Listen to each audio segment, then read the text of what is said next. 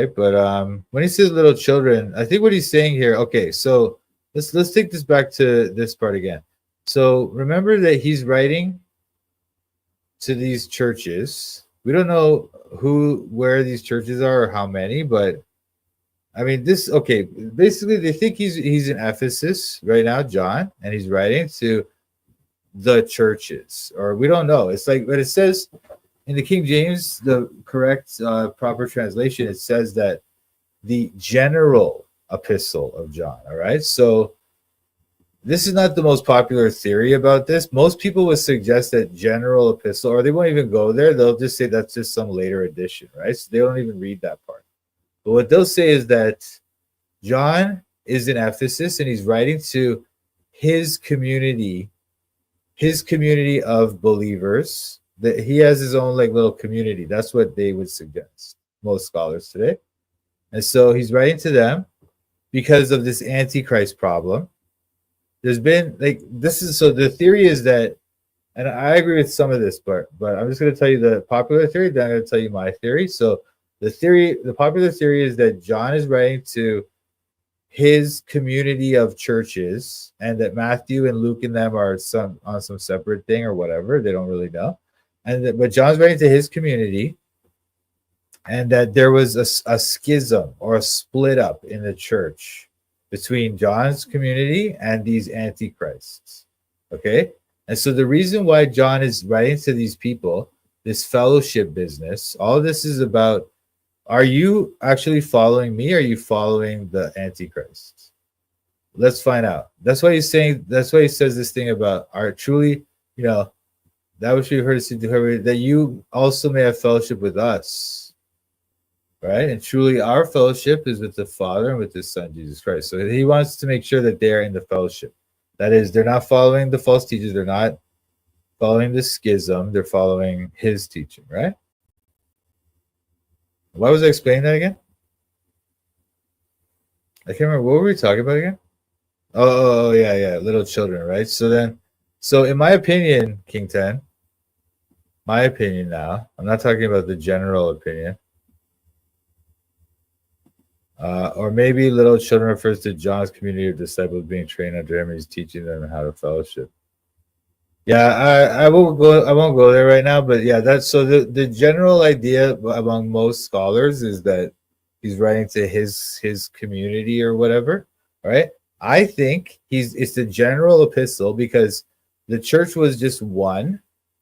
Matthew, Luke, and Paul, and all of them. It's one church. It's one. Everyone's one. So when this is a general epistle, he's writing it to basically all the churches. The entire church received this letter. Okay, that's my opinion. And it's because there's this schism. All right, he's reacting to the schism. He's trying to cool that whole thing down. And he's trying to teach them about love one another and all that stuff. So when he gets into this thing about my little children, see when he says this, my little children, I think this thing is addressed to the leaders of those churches. It's addressed to his my little children is his disciples who went out to go and form churches. Okay? And so I believe this letter was read in front of all the churches, but that it is addressed to the leaders of those churches who John is referring to as my little children. The my little children does not refer to the entire church. It refers to the leaders of those churches. But this letter goes out, in my opinion, again, to all the churches of the first century, in my opinion. Okay? So every church of God in the first century received this letter, in my opinion. And it's addressed to the little children, which are the leaders of those churches, which are John or the other apostles' disciples, who are the leaders of these churches. That's why they're referred to as my little children. Okay? That's why when he goes on here, when he says this thing,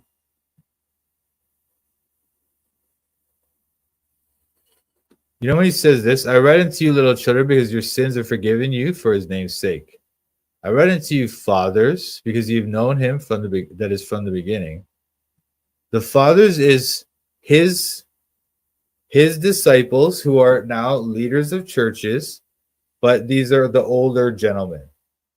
They're more like his generation, or maybe like the next generation after John. John's quite old by this time, probably. It seems like it. So it's probably like, they're older, but they're not as old as he is, type of thing, right? Then they have the young men. These are like Timothy, Titus, like that generation, or maybe actually Timothy and Titus, maybe they're the fathers now, because this is probably after like Second Timothy and stuff, right?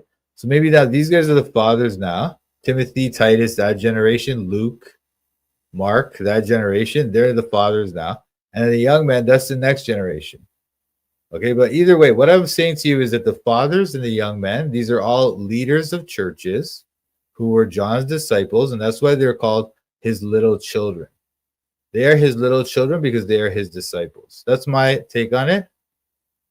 I hope that was helpful. I don't know what you guys think about that. But then, okay, so now Real Truth brings this up, and that idea has been proposed as well. I think there's some discussion of that. I think most people actually believe something like that, But this idea, I think it's a better explanation of what goes on in this letter if he's writing to like the leaders, because that's why even like later on, you see where he says this thing. See where he says, the Antichrists have come, right? The little children, we know this is the last time. They went out from us, they were not of us. See what he says this, but ye have an unction from the Holy One, and ye know all things, right? Now, most people mistakenly take this to mean that he's talking to all Christians. All Christians have an unction from the Holy One and know all things. And that's a mistake. He's talking to the leaders of the churches. He's confident that they are not foolish enough to follow the schism people. And so he says, he's giving them this, by saying this to them, he's saying, you know enough now that you're not going to follow those foolish false teachers. I have not written unto you because you know not the truth, but because you know it, and that no lies are the truth. Because those false teachers are doing this, right? And so they know not to do that because they have an unction from the Holy One and they know all things. He's not saying all Christians have that, the unction for the Holy One. He's saying these leaders of the churches who he was referring to as my little children, fathers, the young men, these people have an unction from the Holy One because they're a little bit experienced as leaders. They know, and they've made it through the schism, and they stayed on his side. So he knows that they're pretty good, But now he's writing this letter to kind of firm up everything. The schism has already taken place, but he's writing this letter to say, okay, let's get this straight now, guys. Look, are you in fellowship or not? This is how it goes. You deny anything, anyone who says this stuff, they're antichrist. They're removed. They're part of the schism. Remove them. Anyone who is of us, they would never say such a thing. That's why later on he goes on this thing about like love one another. All this stuff about when he talks about this stuff, right? Like,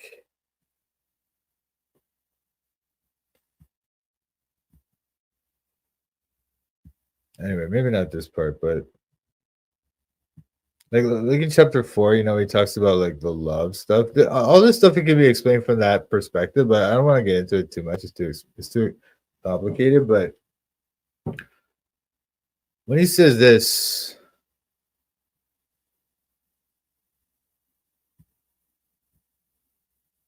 first of all, this part is meaning that they're not part of the schism. Okay, the schism people will probably teach you something like this: that Jesus Christ has not come in the flesh, something like Docetism or something like that, probably. So that's why he's saying that those people taught that they're not part of it. These people, anyone who says that, who properly teaches it, is part of it.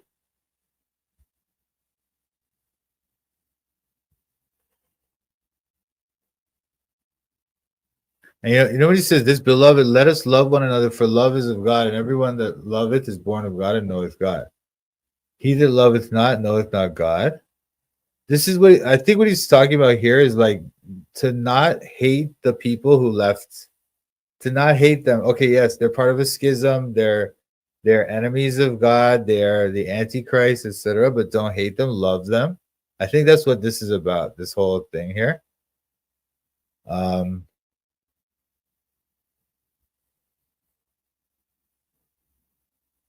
So when he says this, like beloved, we also to love one another. It's not like only love within the church. He's saying don't hate those people, love them. You know, like they are, yes, they are. No, they are antichrist. They are not part of the church. Okay, and unless they turn from their wicked teachings, right? But he's saying to love them still. You know what I'm trying to say? Anyway, I don't know if I'm making any sense here, but do you guys know? Do you guys know what I'm talking about?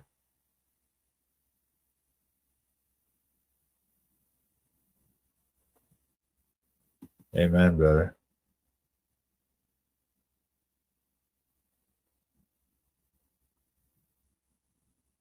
That's right. That's right.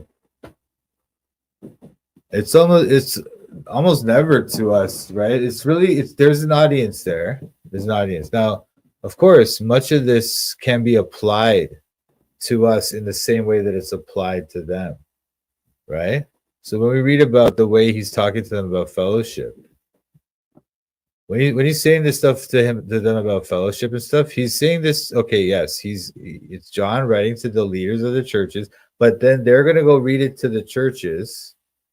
So it's written to them as well, and also it's written to us in a way as well, right? So because not like John is writing to us, but that there's this idea he knows that, or at least God knows that it's going to be continue on and be read for all eternity, right? So there is this element of how John is speaking to his audience, and these things apply to his audience. But much of this, not all of it, but much of it can be just applied directly to us in the same way.